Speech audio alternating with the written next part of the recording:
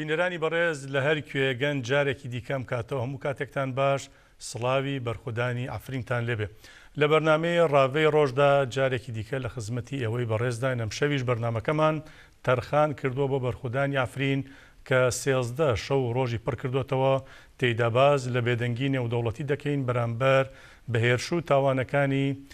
ئەو ڕژێمە کە لە ئافرین ئەنجامیان دەدا بەرامبەر بە خەڵکی مەدەنی هاوکات سەرنجیش ڕاک دەکێشینە سەر گرنگی بەردەوامی چالاکیەکان بۆ پشتیوانی لە ئافرین هەروەها بە ئاگاهێنانی ڕایگشتی جیهانی لەو چالاکیانەدا بەرامبەر بە دۆخی سەختی ئافرینیەکان. هەڵبەتە ئەم شەمەیە بێتەوە بڕیارە لە ئەوروپا و لە وڵاتانی دیکەی گیان و لە کوردستان چالاکی ملیۆنی بۆ ئەفرین ئەنجام بدرێت. بۆ مەبەستەش ئەم شەو میوانداریمان کردووە لە زۆر بەڕێز ڤیان فەرەج لە کۆڵەری سیاسی کە لەگەڵ بەڕێزیاندا ڕاوەی ئەم جارانە دەکەین. سەرەتاش بە ناوی خۆمان و بە ناوی بینەرانەوە زۆر بەخێراتنی بەڕێزە دەکەین خاتوڤیان زۆر بەخێر بێ. سەرەتا دۆسیەکمانەیە لەسەر دوایین هەواڵ و ڕووداوەکانی ئەفرین پاشان دێمەوە خزمەتی بەڕێز. بەڵێ بینەرانی بەڕێز لە ئەفرین ئەوە 13 شەو ڕۆژە چالاکی هەیە خەڵک لە بەرخودانێکی قارەمانانەدایە هێرشەکانیش بەردەوامن بۆ سەر ئەفرین هەڵبەتە هەم لە زەمین و هەم لە ئاسمانەوە لەم 13 شەو ڕۆژەدا خۆشبەختانە هەموو هێرشەکان تێکشکێنراون بەرخودانێکی بێوێنە و کەموێنە لەوێ بەرامبەر بە داگیرکاری ڕژێمی تورک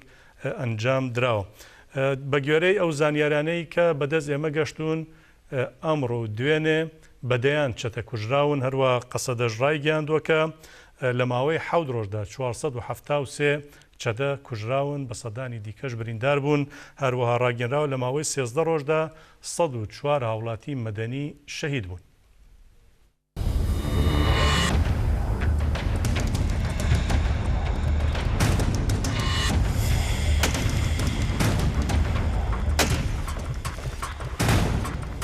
To Afrin to fight the Turkish fascist states, the fascist states of Turkey who are attacking us.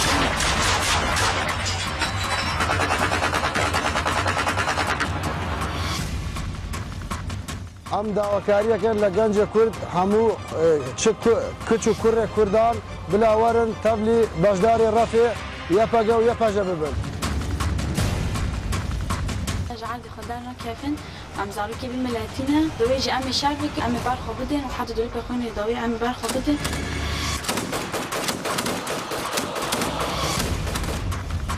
بلا بيشا عفين تجاري ام تجاري تسليم ناكر بنقطة خوينا ماجي ما بامي هرتم عفيني بفارزن قال خو بفارز بيجي YPG بيجي ازن سوريا ديمقراطيك وبيجي سراكابو.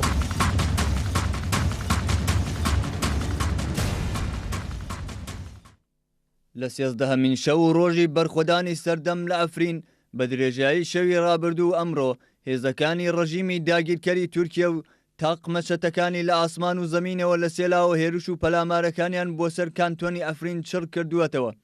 هێزەکانی سووریای دموکراتیک حەسەدە لەمبارەیە و ڕادەگەێنن لەم ساتانەدا لە بولبولێ و ڕاجۆ شەڕێکی دژوار هەن و گورزی قورس لە سەربازان و چەتەکانی ڕژیمی تورک دراون. هەر ئەم ڕۆژ لە دەوروبەری گوندی زارەی سەر بە ناوچەی بولبولێ لە ئۆپراسیۆنێکی شۆڕژگێری شەروانانی حەسەدەدا گورزێکی قورس لە دوژمن دراوە و بەو هۆیەوە 20 سەرباز و چەتە کوژراون بە هێندەی ئەو ژمارەیەش برینداریان هەیە. ئەم ڕۆژ لە گەری گەڤر و لە گری قەستەڵ جەندۆی هێرشی فراوانی هێرزەکانی تورکیە و چەتەکانی تێکشکێنراون و کوژرا و بریندارێکی زۆریان داوە. بەڵام لەو بارەیەوە ئاماری تەواو تاوەکو ئێستا بەدەست نەگەیشتووە.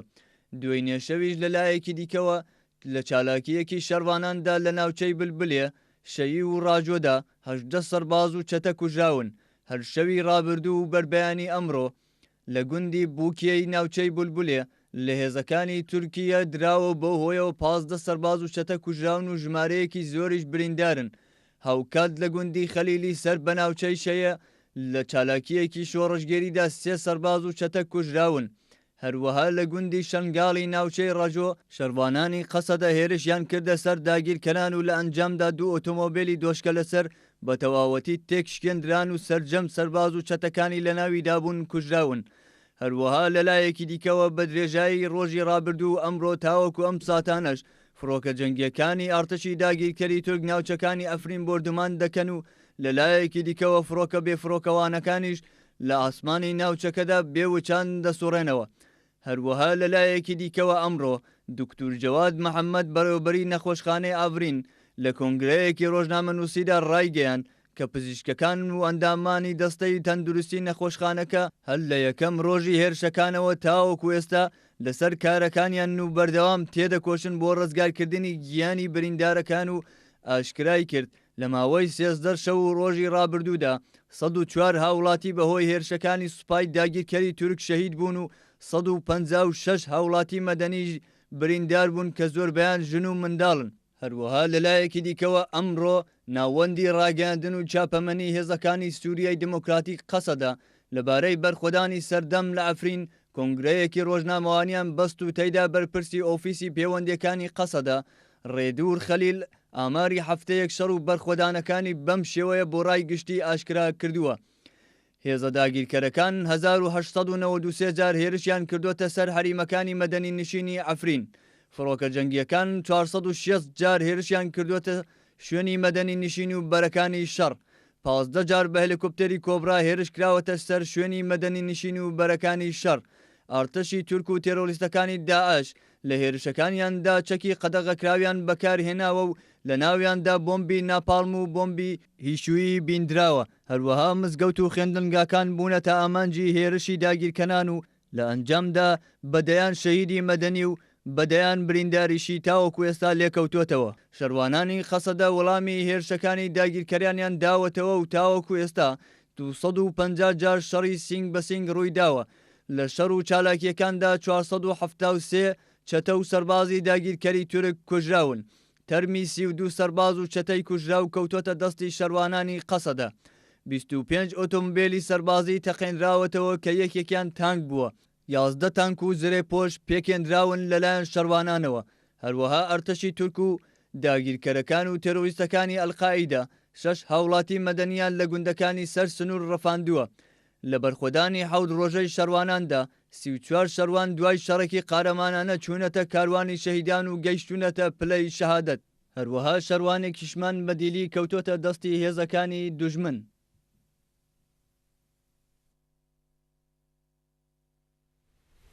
بەڵێ دێمەوە خزمەتی میوانی بەڕێزی بەرنامە خاتوفیان فەرەج. خاتوفیان منەمەوێت لە بێدەنگی کۆمەڵگەی نێودەوڵەتیەوە دەست پێ بکەین. هێرشەکان هێندە چڕوپڕن زیاتریش ڕژەمی تورک بە زانابوون خەڵکی مەدەنی دەکاتە ئامانج. گوند گەڕەکە ئەوانەی کە خەڵکیان تیانیشتە جێە نەخۆشخانە مزگەوت خوێندنگە تەنانەت ئەو شوێنانەی کە ئاسەوارن زۆر ئاسەواری دێرین هەیە لە ئەفرین تا ئێستا لەم هەموو شەڕی سووریا پارێزرا بوون کەچی لە یەکەم هێرشی دەوڵەتی تورکدا ئەو ئاسەوارانە کرانە ئامانج. بۆچی دنیا یونیسێف نەتەوە یەکگرتوەکان ئەمریکا بەرامبەر ئەم تاوانە بێدەنگن؟ جارێکە سپاس من پێم وایە بێدەنگی دنیا پەیوەستە بە بێدەنگی ئەمریکاوە لە ناوچەکەیە چونکە ئەمڕۆ ئەمریکا ئەو هێزەیە کە وەرچەرخێنەری ڕووداوەکانی ناو ڕۆژهەڵاتی ناوینە و بە تایبەتی ئەو هێزەیە کە پێشڕەوی لە هەڵمەتی دژ بە تیرۆرەکە لە ڕۆژهەڵاتی ناوڕاست و دژ بە داعشە. ئەمریکا لە دوای دۆخی با بڵێن داعشەوە استراتیجێکی هەیە لە ناوچەکەیە بە بڕوای من کە پەیوەستە بەوەی کە لانی کەم لە قۆناغی ئێستاە ئێران بکاتە ئامانج وەک لەوەی تورکیا. ڕۆژی ناو با بڵێن عێراق بەگشتی ڕۆژی کوردستانی باشوور بەگشتی هۆکارێکە بۆ ئەوەی کە ئەمریکا فۆکەسی خۆی تەرکیزی خۆی لەسەر ناوچەی عێراق زیاتر دابنێ لەم دۆخی با بڵێن حاڵی حاضر کە ئێستا ئینتخاباتەکان و هەڵبژاردنەکانی با بڵێن گشتی لە عێراقیشا بەڕێوەیە لە دووسێمانی ئایندەیە. بۆیە ئەگەرێکی زۆر هەیە ئەمریکا لە ئێستاە ئامانجی بێ کە سەر لە هەردوو کوردستانە کە تێک نەچێت چ کوردستانی ڕۆژئاوا چ کوردستانی باشوور و فۆکەسی ئەمریکا وەکوتم ئەوەیە کە سنوورێک بۆ دەستێوەردانەکانی ئەمریکا لە عێراقا ببوورە ئێران لە عێراقا کەم بکاتەوە لەبەر ئەوە ئەگەر بێت و ئێستاکە تەدەخولێکی گەورە بکە حتمما چ ئەمریکا و چ ئەوروپا و چ وڵاتانی زلهێز ئەزان کە ئەمە ناڕەوایەتێکی گەورەیە بەرامبەر بە گەلی کوردەکرێ و بەرامبەر بە تەفگەری کورد لە ناوچەکەیە ئەکرێ بەڵام لەبەر ئەوەی دۆخی کورد لە ڕۆژئاوایە پەیوەستە بە دۆخی ئەمریکاوە لە ڕۆژهەڵاتی ناوینە لەبەر ئەوە هەتاوەکو ئێستا ئەو بێدەنگی کە ئەمریکا مەسەرەن ئەمڕۆ 13 ڕۆژ تێپەڕەکات بەلایانی کەمەوە ئەگەر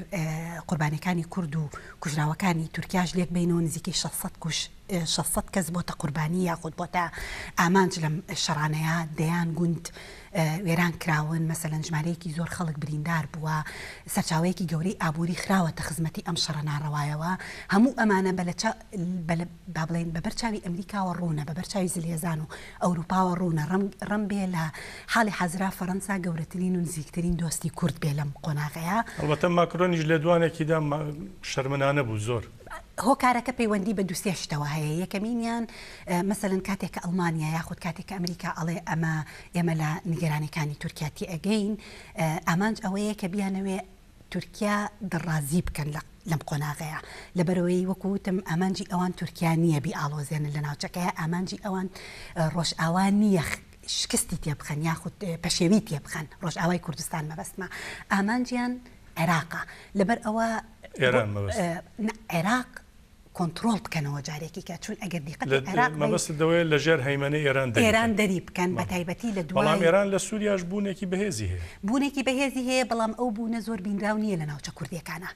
لە ناوچە کوردیەکانی ڕۆژئاوایە بوونی ئێران مثلەن ئەمریکا سەلامەتە لە ناوچە کوردیەکانە لە ناوچە کوردیەکانی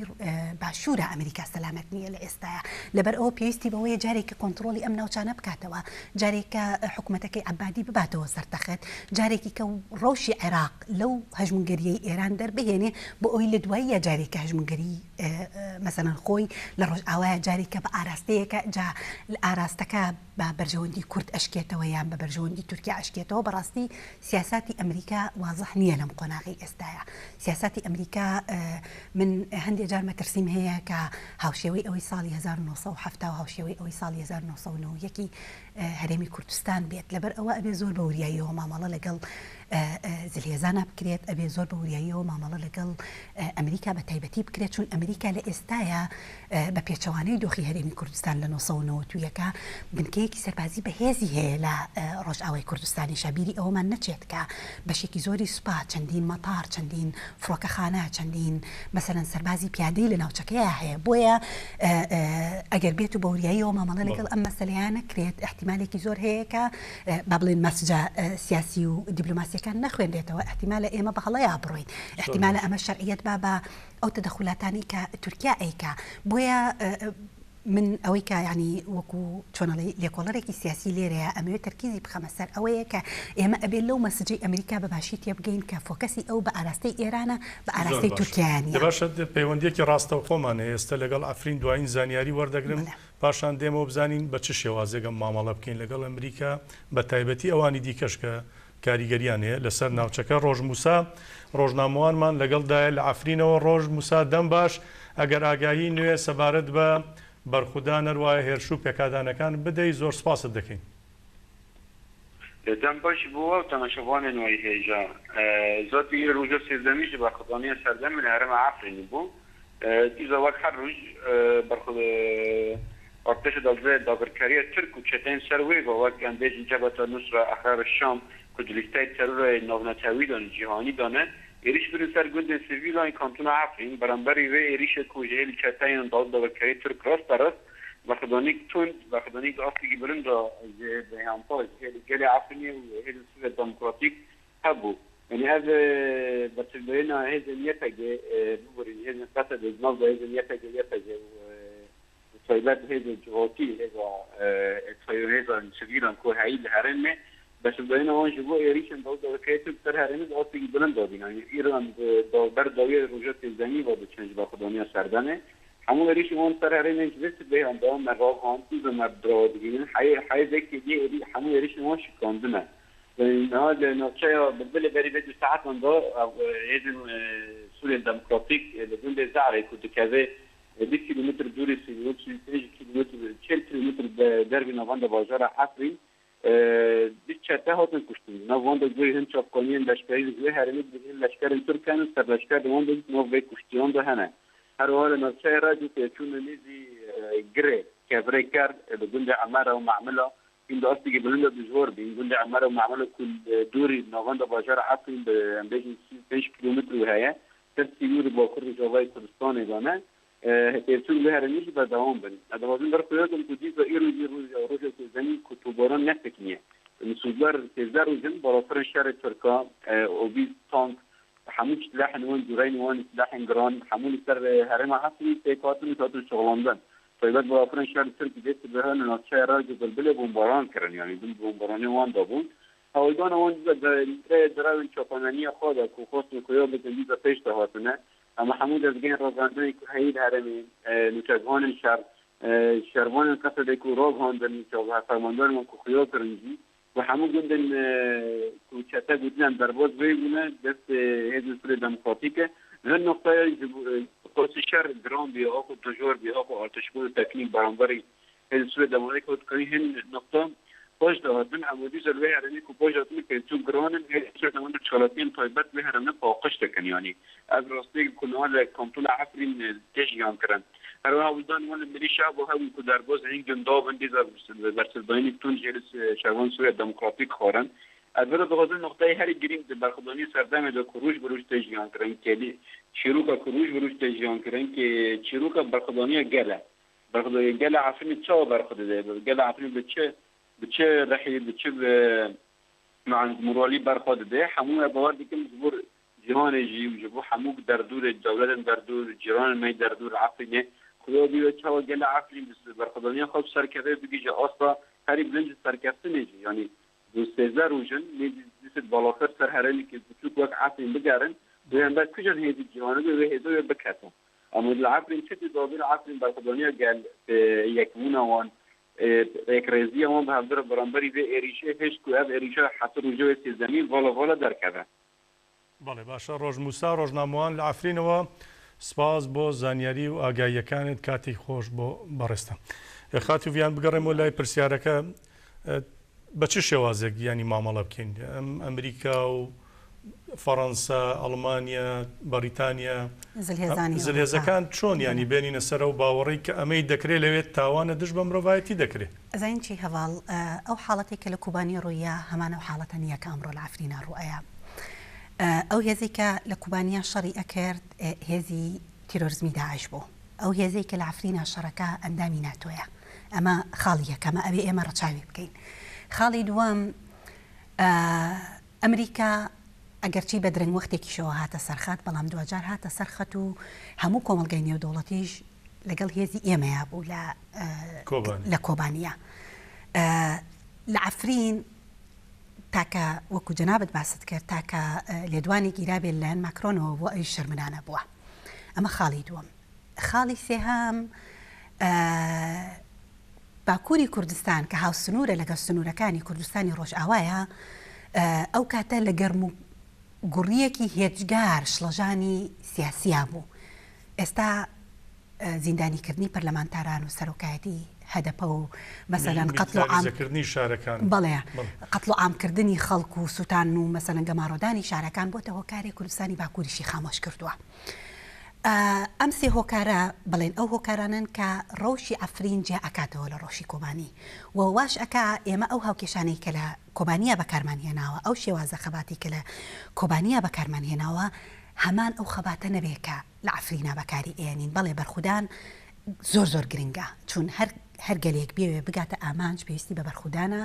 و بەرخودان نەبێ ئیرادە نەبێ گەلان لە ناوەچن بەڵام لەگەڵ هێزێکە کە لەسەر ئەرس شەڕی کۆڵان بە کۆڵانت لەگەڵەکات لەگەڵ جیاوازە لەگەڵ هێزێکە لە 13 ڕۆژە 1990 غارەی بڵین گەماڕۆی بۆردومانت قەسفی ئاسمانیت لەسەر دروستەکە بەڕاستی ئەمە زۆر جیاوازە لەبەر ئەوە ئەبێ بە وریاییەوە جارێکی کە ئێڵم بە تایبەتی سنووری کۆبانی لەگەڵ تورکایە سنوورێکی کورتتر بوو لە چاو سنووری عفرین لەگەڵ تورکایە لەگەڵ سووریایە لەگەڵ هێزی با بڵین دژە یەپەگە و یەپەژەیە لە ناوچەکانی شابایە یعنی ئەفرین حاڵەتێکی زۆر تایبەتە ئێمە هەندێک جار ئەبێ سیاساتی بدە و بگرە بەکاربهێنین دانوستان بەڵێ بدە و بگرە چۆن ئەبێ هێزی ئێمە هاوشێوەی ئەوەی کە لە کۆبانی کردمان لە ڕووی دەرەوە لە ئەوروپایە لە وڵاتانی ناوچەکە لە بەشە کوردستانەکانی تر چیمان پێ بکرێ لە ڕژانە سەرجادەی خەڵک لە بەکارهێنانی بڵین شێوازی ئاشتی خوازانە بەکاری بهێنین لە مانگرتن لە شێوازەکانی تری ڕێپێوان و ئەوە ئەمە جۆرێکە لە فشار چون وڵاتانی ئەوروپا زۆر لەو مەسەلانە بڵین هینیان هەیە ترسیان هەیە نە بە ڕێگەی توندوتیژی چون توندوتیژی نامانگەێنێتە ئامانج بەڵکو لە ڕێگای مەسەلەن مانگرتن لە بەردەمی پەرلەمانی ئەوروپا لە بەردەمی ناتۆ لە بەردەمی پەرلەمانی وڵاتەکانە مەسەن خۆپیشاندانی ئەسرانە هەموو ڕۆژێ تۆ 2 ساعت 3 ساعت ئەچیتە ئەوێ دووبارەی ئەەکەیتەوە ئەمانە هەموو شێوازن خاڵی دووەمینیان پێویستمان بەوە هەیە کە هەندێک جار گوێ بگرین لە ئەو زلهێزانە کە هەن هێزی ئێمە بە هەدەپەوە بە کوردەکانی باشوورەوە بە هێزی دیبلۆماسی پێدە لە خۆرئاوا و لە ناوچەکانی تر سەردانی پەرلەمانەکان بکات سەردانی سەرۆکی وڵاتەکان چەندێکی بۆ ئیتر لە هەر پۆستێکی با بڵێن سیادی ئەو وڵاتانەیە سەردانیان بکەن ڕۆژەکەیان بگێن شوێنی خۆی و ئەبدەیتیان بکەنەوە لەگەڵ گۆڕانکاریەکان و لەگەڵ قسفەکان و لەگەڵ ئەو شتانە میدیا کاریگەریەکی هێجگار گەورەی هەیە لەم شتانەیە بە دۆکیومنتکردنی ڕووداوەکان ڕێگەدان بە میدیا جیهانیەکان بۆ تەختیەکردنی خەبەرەکان و بۆ پیشاندانی ڕووی ڕاستەقینەی ئەو شتانی کە ڕوو ئەیە لە ناوچەکەیە بەدەستەوە نەدانی لە زمە لەوەی کە مەسەلەن یەکەم هێزی ئێمە سیڤیل بەکارهێنێ دووەم هێزی ئێمە مەسەلەن چۆنەڵی شێوازی فەنابوون بەکارهێنێ لە جۆری خەباتەکەیە چون ئەم شێوازانە احتیمالە ببێتە کارتی هێز لە دەستی تورکیا و لە دەستی نیارەکانمانە بۆ ئەوەی کە سبەینێ بەکاری بهێنن لە دژمان چون ئێمە ڕەوایەتی ئین بە هەموو جۆرە خەباتێک لە کاتی تەنگەشەکانە وەکو گەلی کورد چون زۆرمان بەسەر هاتووە بەڵام لە کەیسی ئەفرینە کەیسەکە جیاوازە ئەبێ دەستی خۆمان بگرینەوە لە هەندی حاڵاتە لەبەر ئەوەی کە قوربانێکە زۆر گەورە بێگە دەستی خۆمان نەگرینەوە گەلی ئێمەش گەلی ئەنی ئامانج لای ئێمە گەلەکەمانە وانە لەبەر ئەوە ئەبێ ئەم شتانە هەمووی بەکار بهێندێ لەم قۆناغەیە و سەرباری هەموو ئەوانش من پێم وایە ئەبێ کارتێکی فشاری زیاتر لەسەر هێزی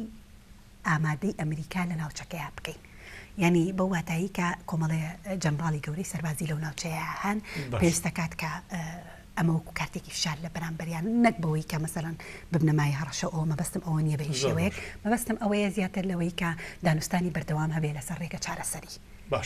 باشە لێدوانێکی ئەندامی کۆمیتەی ناوەندی پەکەکە هەیە بزانین ئەو دەربارەی ئەفرین چی دەڵێ پاشان دێمەوە پرسیاری دیکەم لە بەڕێزە دێ ئەندامی کۆمیتەی ناوەندی پەکەکە مزەفەر ئاياتە لەبارەی هێرشەکانی دەوڵەتی داگیرکەری تورکیا بۆ سەر ئەفرین قسەی کردو ڕاگەاندووە ئەگەر شەڕ نەبێت فاشیزم ناتوانێت لەسەر دەسەڵاتدارێتی بمێنێتەوە.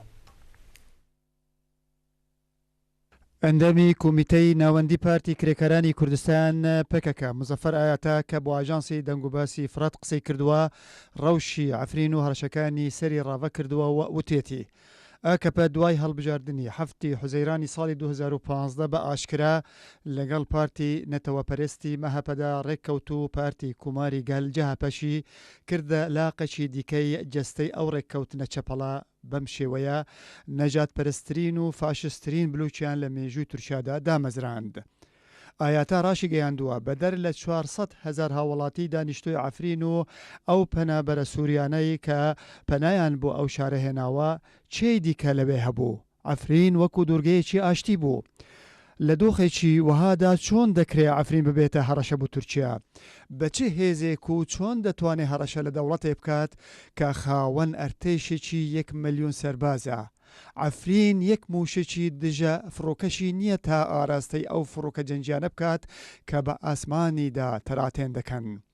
ئاياتە لەبارەی هەڵوێستی رووسیا بەرامبەر بە هێرشەکانی سەر ئەفرینی شووتی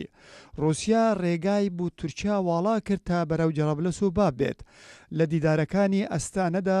ڕێگا بە تورکیادرا کە ببێتە هێزێکی چەکداری لە سووریا بۆ ئەوەی شەڕ و پێکادان لە نێوان گۆڕەپەچەتەکان و ڕژێمی سووریادا ڕوونەدات.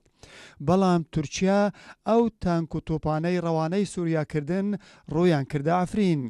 ئامانج لەوەش ئەوەیە تا تورکیا لە دژی کوردان شەڕ بکات. تورکیا ئەگەر بتوانێت ئەفرین داگیر بکات، ئێدی کورد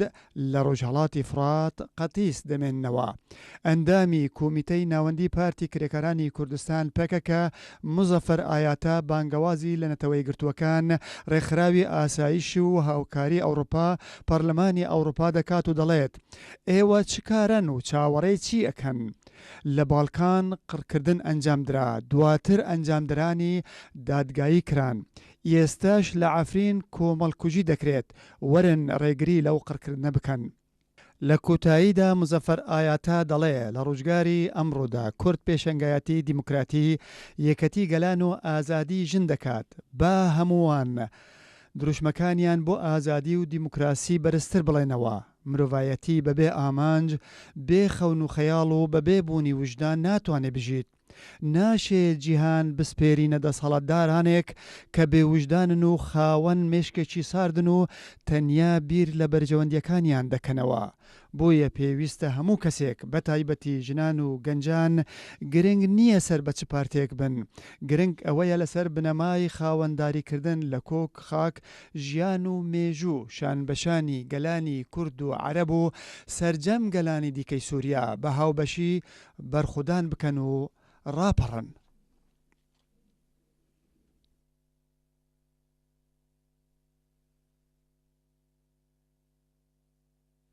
بەڵێ ئەلبەتە دوو لێدوانی دیکەژن یەکێکانی فەرماندەی ئەرتەشی ئەمریکایە کە ڕایگەیاندۆوان قەرزاری تێکۆشان و بەرخودانی هێزەکانی سووریای دیموکراتین بۆیە بەردەوام دەبن لە پشتگیریکردنیان. لەلایەکی دیکەشەوە جێرمی کۆربین ڕێبەری پارتی کارگەرانی بەریتانیاش لە بەرامبەر هێرشەکانی دەوڵەتی تورکیا بۆ سەرهەرێمی ئەفرین ڕایگەیاندووە ئەوان پشتیوانی لە کوردەکانی سووریا دەکەن ڕەخنەشی لە حکوومەتی وڵاتەکەی گرتووە. ژۆسێف ڤۆتێل فەرمانداری فەرماندەیی ناوەندی هێزەکانی سوپای ئەمریکا ڕێگەیان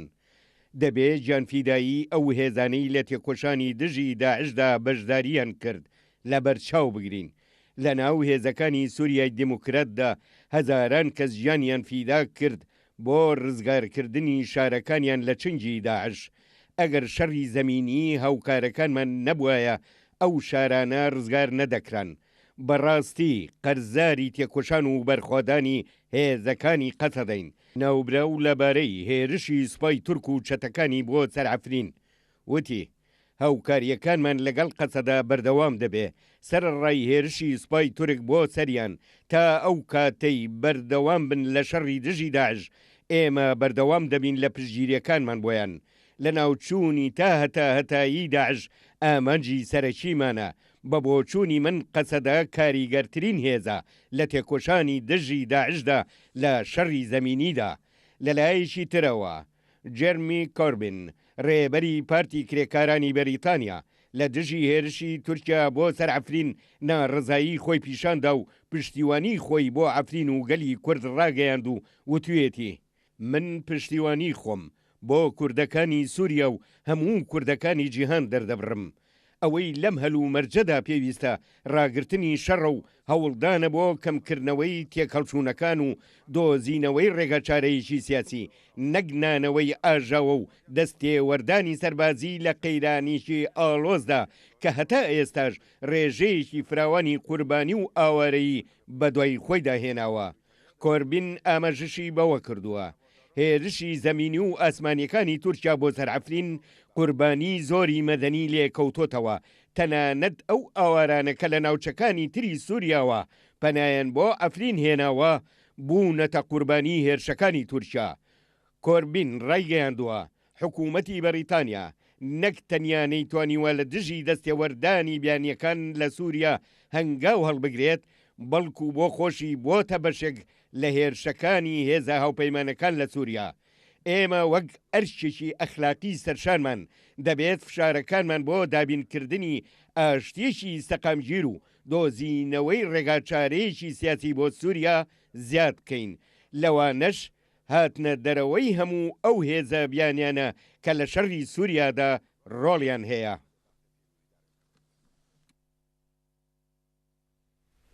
بەڵێ سێ لێدوان یەکێکیانی ئەندامی کۆمیتەی ناوەندی پەکەکە کە دەڵێ فاشیزم بە شەڕ لە دەسەڵاتدا دەمێنێتەوە بۆیە ئەم شەڕە لە ناوچەکەدا هەیە بە تایبەتی لەسەر ئافرین دوو ئەوەیە و فەرماندارەی ئەمریکا دەڵێمە پشتیوانین و شانازیش دەکەین بەوەی کە قەدردانی دەکەین کە شەڕوانان شەڕی داعشیان کردووە بەڵام هیچ بەرامبەر بە تورکیا دژەکردەوەیەکیان نییە سێمیشان پارتی کرێکارانی بەریتانیا دەڵێ پشتیوانین ڕخنە لە حکوومەتی وڵاتەکەی دەگرێ بەڵام لە بنەڕەتدا لەوێشەوە شتێک بەرامبەر بە ئافرین نابینرێ. هەڤڵگیان ئەزانی چی لێرە گرفتێک هەیە ئەویش ئەوەیە کە ئەمریکا بۆ نمونە لە عفرینە لە ڕۆژئاوایە چەند ڕۆژ پێش ئەم هێرشانەی کە دەستی پێکرد ئامانجی بوو یاخود لێدوانێکی یا لەوەی کە نیەتی هەیە کە 20,000 سەرباز بۆ پاراستنی سنوورەکان ئامادە بکە لە ناوچەکەیە. هەڵبەت ئەم پرۆژەیە ئەگەر پرۆژەیەک بێ بۆ جێبەجێکردن ئەوە لە ئێستاە باشترین حاڵە بۆ ئەوەی کە پارێزگاری لە سنووری ناوچەکە بکات سنووریەوەتە دوایین جاریش دووبارە بەرپرسانی ئەمریکا ئەم لەم ڕۆژانە دووپاتیان کردو کە سوورن لەسەرەوە. بڵێ ئایا مەبەستی لە پاراستنی سنوورەکانە لە کیە؟ پاراستنی سنوورەکان لە هێزە دەرەکیەکانیان دەستنیشانی کردو لە لێدوانەکە دەڵێ بۆی کە چەتەکانی داعش نەگەڕێنەوەنەوە. باشە لێرە کاتێک هێزێک بڕیارەیە پاراستنی سنووری ناوچەیەک بگرێتە ئەستۆ ئیتر بۆ ئەلف و با و جیم وەکو یەک سەیری جیاوازینە وانە ئێستا کە 13 ڕۆژە نەک سنووری زەمینی بە تەنها سنووری ئاسمانی ناوچەکانی ژێر با بڵێن هەژمونی ئەمریکا ئیهانە ئەکرێت. زۆرێک لەو چەتانەشی کە لە ڕقا و لە شوێنانی دیکە ڕیان کردووە سەر لەوێن باشە هاتوونەوە شەڕیژەکەن لە ساڵح و لە بەرژەوەندی هێزەکانی هێزە زەمینەکانی تورکیا و بە بەرچاوی ئەمریکاشەوە ئەمریکا تا ئێستا هیچ هەنگاوێکی جدی نییە لە مەسەلەکەیە بەڕاستی بۆیە من پێم وایە فشاری ئێمە فشاری هێزەکانی ئێمە لەوێ پێویستەکە بەرپرسیارەتی ئەخلاقی مۆراڵی سیاسی بخەنە سەر هێزەکانی ئەوان لەوەی کە بێن خاوەندارەتی لە گفتوگۆکانی خۆیان خاوەندارەتیش نەبێت لە قسەکانی خۆیان فەرماندەیە دەڵێمە بە شانازی دەزانین و پێکەوە و گەورەترین قوربانی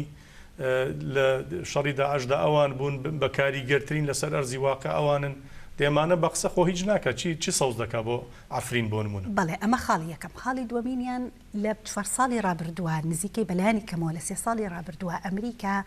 و دنیای دەریشەوە لە سەدان بۆنەیە تەکیدیان کردوێتەوە کە ئەوەی کە لە ڕۆژئاوایە هاوپەیمانی ئەوانە لەسەر ئەرزی واقع لەسەر زەمینەی وشکانی یەپەگە و یەپەژەیە. کلینتن بڵێن هیلاری کلینتن لە وتارەکانیان زۆر بەجددی لە چەندین زانکۆیە کە وتاری یاوە لە هەڵمەتەکانی هەڵبژاردننیە خاوەندارێتی ئەگەر نەشکرد بێ لە یەپەژە بە شانازیەوە وەکو ژنان باسی کردو مەسەرەن سەرۆکی فەرەنسا هەواڵانی ئێمە لە کۆشکی بەڵێ پێشوازی ئەکا لە کۆشکی سەرکۆماری پێشوازی ئەنی کۆمەڵێ شت ڕوویاوە ئێستاکە کاتی ئەوەیە ئەوەی کە ئەوانیش ئەیکەن بڕاستی لە ڕۆژ ئاوا هاوشێوەی ئەوەی باشوور نییە مەسەلەن باشوور دەرچوونێکی کرد لادانێکی کرد لە بڕیاری نێودەوڵەتی کاتێک کە ڕفرەندۆمی کرد بەس ئەوەی کە لە ڕۆژئاوا ڕوئەیات گەمارۆدانە بە معنای کەلیمە گەمارۆدانە هێرشی سەربازی دەرەکیە خراپ بەکارێنانی دەسەڵاتی سیاسیە لەلایەن دراوسەکانەوە بەرامبەر بە هێزێک کە لە ژێر ویسایە یا بە جۆرە لە جۆرەکان ڕاستە ئێمە هێزەکانی خۆمان پارێزگاری لە ناوچەکانی ڕۆژئاوا ئەکەن کانتۆنەکانی ڕۆژئاوا ئەکەن بەڵام بڵێین و نەڵێ سەروەری ئەمریکای لەسەرە هاوپەیمانی نێودەوڵەتی لە دەیان دەوڵەت پێگاتەوەن لەوێ بەشدارن هێز و سەربازیانەیە بۆیە ئەمە خاڵێکە بەڕاستی من هەتاوەکو ئێستا بە چۆنە لە نیشانەی پرسیارێکی زۆر گەورەوە سەیری ئەەکەم ناتوانم بە تەواوەتی قەناعەت بەخۆم بکەم ئەمریکا لە سنگەری یەپەژەیە یاخود بڕیاری بەنیازی بڕیاری چییە یعنی لە باشترین حاڵەتە کە بیری لێ ئەەکەمەوە احتیمالێکی زۆر هەیە پاش چەند ڕۆژێکی کە دوو هەفتەیەکی کە ئەم گەمارۆدانە بەردەوام بێ بڵین چاوەڕێی ئەوە بێ ئاستی قوربانیەکان بەرزتر ببێتەوە بە تایبەتی سیڤیلەکان لە دوجارە وەرەقەیەک بخاتە سەر مێزی یەپەگە و یەپەژە و هێزی کانتۆنەکان لەوێ بڵێ من ئەمەوێت دایماڵم لە تەواوی ئایدۆلۆژیا بۆ معنای ئیتر هێزی سەربازی یەپەگە و یەپەژە و هیچی نابێ لەوێ بمێنن ئەی خەمەژێر کۆنتترۆلی خۆمەوە ئەوە گەرنتیە کە بێ بە تورکیا کە هەرگیز کورد ناگا بە دەریا هەرگیز کورد مەسەلەن نابێتەوە ئەمە تەوەقع و کە سەیریشی ئەەکەی کە سەیری با بڵێن هەنگاوەکانی ڕابردووی ئەمریکا ئەەکەی لی ئەوە شێتەوە یعنی کە سەیری ئەزمونونەکانی ئێمە ئەەکەی لەگەڵ ئەمریکا احتیمالێکی زۆر هەیە ئەوە بکات چون لە ساڵی 1990 عینی شتی کردەوە لە ساڵی 2003 عینی شتی کردەوە لە 2007 عینی شتی کردەوە یعنی کاتێک هێتە سەر توندوتیژی ئەوەی کە کورد ئەبێتە شت یا نابێتە شت ئەمریکا هەمیشە هێزی بەرامبەر هەڵەبژێرێت بەڵام پێدوانی ئەم دۆخەت لە ئێستادا بەراوەژوو بۆ تۆ یانیەوە لە چیا بەراوەژوو بۆ مەسەن لە چەند ساڵی ڕابردوودا زۆر جار تورکیا وتی یا ئێمە هەڵبژێرن یا ئەوە بەڵام هەرگیز ئێمەی هەڵ نەبژارد ئەوانیشی هەڵ نەبژارد مووقفی چۆنەڵی ئێستاش ئەمەی کە من باسیەکەم یەکێکە لە مووقفە محایدەکان ینی هاوسەنگی بپارێز هاوسەنگی ئەپارێزیە گەرنتی ئەوە لەوانەیە بە تورکیا باکە من ناهێڵم یەپەگە و یەپەژەیتر لە سنووری ئەفرینەوە ببێتە مایەی هجووم بۆ ناوچە کوردیەکانی ژێردەسەڵاتی تورکیا و ڕێگەش نایان بەوەی کە مەسەلەن یەپەگە و یەپەژا بگەنە دەریا و ئیدلیب و ناز ئەو شوێنانە با بڵێن ڕزگار بکەن بۆ ئەوەی کە نزیک بنەوە لە دەریای ناوڕاست لە هەمان کاتە مەسەلەن خەونی کوردی لە ڕۆژهەڵاتی با بڵێن ڕۆژ ئاوایە یاخود باشووری کوردستانیش لە ناو چووە تقریبان بۆ ماوەیەکی زۆر ئەم خەونە بوونی نەماوە ئێستاکە ئەم گەرنتیە ئەگەر با بە تورکیا احتیمالە تورکیای تر هێزە سەربازەکانی تۆزێ دوور بخاتەوە و لەوانەشە کە باسی 20,000 بۆ 30,000 سەربازی کردووە ئەمە ژێکێکی کە بێ لە گەرنتیەکان کە ئیا بە تورکیا یعنی لەجێ ئەوەی یەپەژە و یاپەگە مەسەلەن سنوورەکانی ڕۆژئاوای کوردستان بپارێزن احتیمالێکی زۆر هەیە هێزێکی نێودوڵەتی بهێنێتە ئەو ناوچەیەوە ینی لەسەر بودجە و ئابووری و مەبەست لە هێزی نێودوڵەتی چییە؟ مەبەستم لە هێزێکی وەکو بۆ نمونە ئەمریکی و هاوپەیمانەکانی بهێنێتە ئەو 20,000 کە بەتەمایە سنوورەکانی پێپارێزێ لەوانەیە ئەوە بێ ینی چون ڕوون نییە شتەکان ئێمە بەرچاومان بەڕاشکاوانە دەڵێن لە یەپەگە و یەپەژە و قەسەدە ئەمە دروست دەکەن باشە ئەگەر ئەمەیان بڕیارەکە بێ ینی ئاوە بە ئاشکایی مەسەلەن ئەم وتەیە بیرێ کەواتە لەم حاڵەتەیە ئەکەونە ڕاهێنانی ئەم هێزانە لەوانەیە ڕاهێنانەکەی دەستی پێکرد سە بۆ نمونە وەکو وتم کە مساعدەم بکە ئەکەونە ڕاهێنانی ئەم هێزانە بە شێوەیەک لە شێوەکان احتیمالێکی زۆر هەیە وەکو ئەو هێزە پێشمەرگەیی لێ بکەن کە لە باشووری کوردستانە کردیان هێزێکیان هێنا جیان کردەوە تسلیمی حکومەتی عراقیان کرد بەشێک لە هێزی پێشمەرگەی کوردستان تسلیمی حکومەتی عراقی کرا و لەلایەن ئەمریکەکانەوە ڕاهێنداون و موچە و هەموو شتێکیان سەر بەوانە و لەناو باش بەڵام لە حکوومەتێکی ناوەندی نیە بەڵام دێمەوە خزمەتی بەڕێزت چالاکی گەنجانەیە لە باشووری کوردستان چەند دیمەنێک دەبینین دوایی تەلەفۆنێکیشمانەیە لەسەر و چالاکیە کە بۆ بەڵێ باشە با سەرەتا تەلەفۆنەکە بگرین گەنجانی وڵاتپارێزی کوردستان لە سلێمانیەوە ڕێپێوانێکیان بۆ ئەفرین دەست پێ کردووە و ڕێپێوانە سێ ڕۆژی خایاندووە ئێستا دەبێت لە دەوروبەری کۆیە بن بۆ مەبەستە ژینۆ ڕۆژنامەوانمان لەگەڵدایە لەوێەوە کە لەگەڵ ئەواندا بەشدارە ژینۆکەریم بزانین ئێستا لەکوێن بەکوێ گەشتون سبینێ بەرەوکوێ بەڕێ دەکەون خاتو ژینۆکەریم ڕۆژنامەوانم کاتت باش بینەرانی خۆشەویستیش باش ئێستا ڕێپێوەران بەرەو ئەفرین لەکوێن بەڵێ سەرەتا پێش ئەوەی باسی ئێکەم سڵاوی هەموو گەنجان کە بەرەو ئەفرین بەڕێکەون بۆ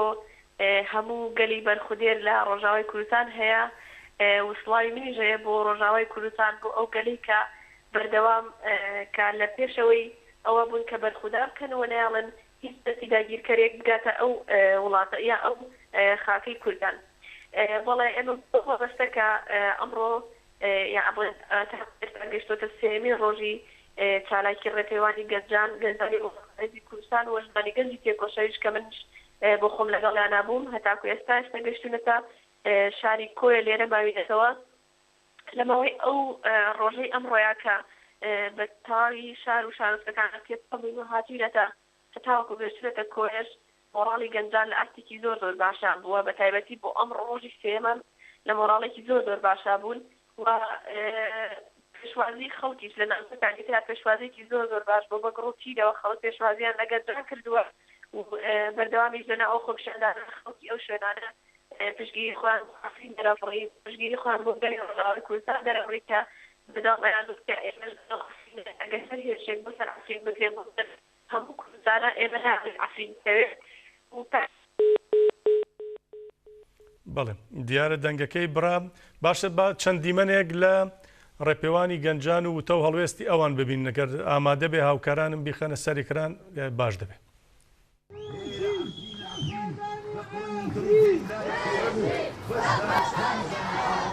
بژی بەرخودانە گەلی کورد، بژی بەرخودانە ئیبرالی، بژی بەرخودانە عەفرین، بژی بەرخودانە یەپەکە و یەپەژێ. هەر بەو بەرخودانە عەفرین سەرەکەیە و ئەردۆغان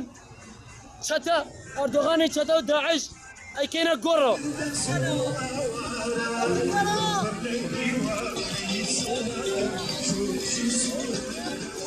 ئەردوغان چەتەکانی عەفرین ئەبێتە گۆڕستانی چەتەکانی ئەردوغان.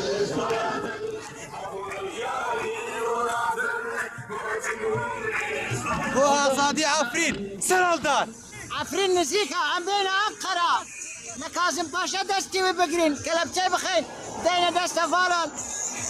ئیجراعاتی تەواو لەگەڵ وی بکەین. ئەم هەین عەفرین تەنێ نییە. عەفرین ئیرۆ ڕۆژ ئیرادا گەلێ کووردە عەفرین پرۆژەیە دەموکراتیکیش بۆی ڕۆژی لاتا ناڤینە عەفرین بەرخۆدانە خۆی بسەر بکەوێ.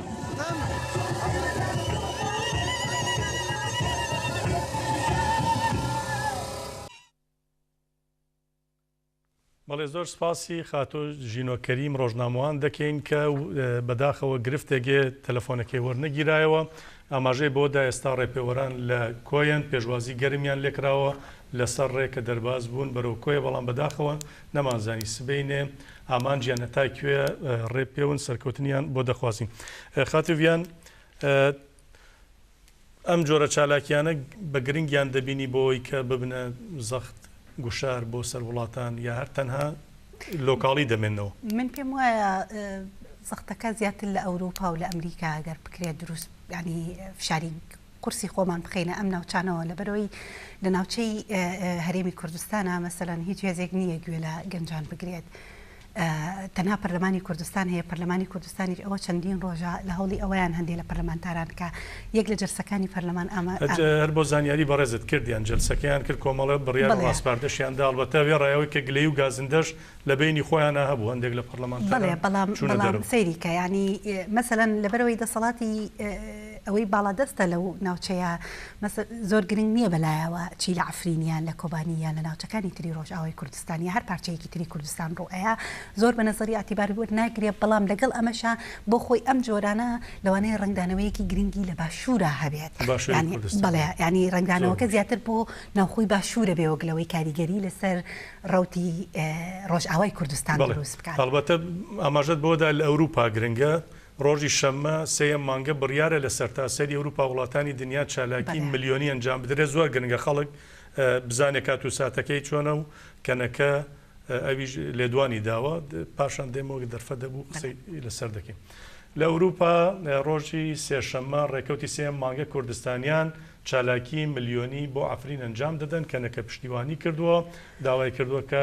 هەمووان بەشداری تێدا بکەن.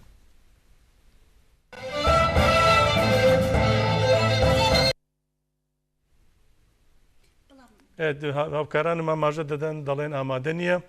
باشە دێمەوە خزمەتی بەڕێزت سێشەممە بە ملیۆن کەس بڕیارە بۆ عەفرین لەسەر جا دەبێت. پێت وایە بە چ شێوازێک ئێمە دەتوانین کاراتر زووتر خێراتر کاریگەریمانە بێت لەسەر ڕای گشتی ئەوروپی بە تایبەتی کە ئێمە لێرە لە ئەوروپای. من پێم وایە ئەبێت ئەو ڕێپێوانە درێژەی هەبێ بە بەردەوامی هەتاوەکو ڕۆژی عەفرین بەلایە ئەکەوێت چون چی ئەوروپا ئەترسێنێ شڵەژان ئەنی ئەمەیەک لە گرفتەکانی ئەوروپا بەگشتی ئەوەیە کاتێک کە هێزێک ئەچێتە سەرجادا ئەگەر هێزەکە مسالمیش بێ ئەگەر هێزەکە مەسەلەن تەنها ئاڵایەکی بەرز کرد بێتەوە شەر نییە ئاڵاکە مەسەلەن وێنەی ئاپۆشی لەسەر بێیان وێنەی کوردستانی لەسەر بێت تەنها دروشمێک دژی مەسەلەن هەر شتێک بێ ئەو ڕژانی ئەو خەڵکە بۆ سەرجادا بازارەکانی تێکەیات مەسەلەن هاتوچۆ تێگەیات گرفتی چۆنەڵی ترافیک و ئەوانەی بۆ دروستەکە ئەمە بێتە هۆکارێک بۆ ئەوەی کە زەرەری ئابووری بۆ ناوچەیە بگەیەنێت یا زەرەری مەسەلەن سیکیوریتی ئەمنی دروست بکە بۆیە بە بەردەوامی ئەم جۆرە شتانە بە شێوازێکی ئاشتیانە من پێم وایە ئەبنە ڕێگەی گوشار یاخود ڕێگەی گوشارن بۆ سەر ئەوروپا بەگشتی و ئەگەر بتواندێت ئەگەر لە بەڕاستی من زۆر ئیمانم بە ئیمزاش ئیتر نەماوە چونکە لە ساڵانی ڕابردووە زۆرمان لە سەردەمی کۆبانی و سەردەمەکانی ترا زۆر ئیمزا کۆکراوەتەوە بەڵام هیچ کاتێ نەمان بینیوە هیچ پەرلەمانێ لەسەر بنەمای 2000 و 5000 ئیمزا مەسەلەن دانیشتوانە ینی لەبەر ئەوە من پێم وایە ئەم جارەیان ئەبێ بە بەرجەستەیی بەجەستا شتەکان ڕێک بخرێت و پێشم وایە پێویستی بەوەش هەیە کە ئێمە چۆنەڵی ئەو پەرلەمانتارە دۆستانی کە هەمانە لە پەرلەمانەکانی ئەوروپا و ناوچەکەیە تەکلیفی ئەویان لێ بکەین و پەیوەندیەکی بەهێزمان هەبێ لەگەڵیانە تا بتوانن لە نزیکەوە ئاگاداری مۆزوعەکان بن و بەڕاستی نەتەوەی کوردیش ئەو نەتەوەیەکی ئەوەندە خاوەن چەرمەسەریە ئەو نەخاوەن چەرمەسەریە یعنی احتیمال لە خەڵکمان بێزار کردبێ بە خۆمانەوە بەڵام لە دوجارە هیچمان لە بەردەستانیە غێری ئەم جۆرە لە خەبات خاتوڤیان فەرج لە کۆڵەری سیاسی زۆر سپاست دەکەم لێرە لەگەڵماندا بەشدار بووی سپاس بە هەرسانگاندن و نرخاندن و هەروە ئەو پێشنیارانشی کە خستنە ڕوو بەڵێ بینەرانی بەڕێز زۆر سپاسی ئەوەش دەکەین تام ساتانە لەگەڵ ئێمە بوون بەم کلیپەی چیمەن ڕەحمانی ژنە هونەرمەندی کرماشانی کە بۆ پشتیوانی لە ئافرینی چڕیوە کۆتایی بە بەرنامەی ئەم شەو دێنین شەو شەوگارتان خۆش بێت.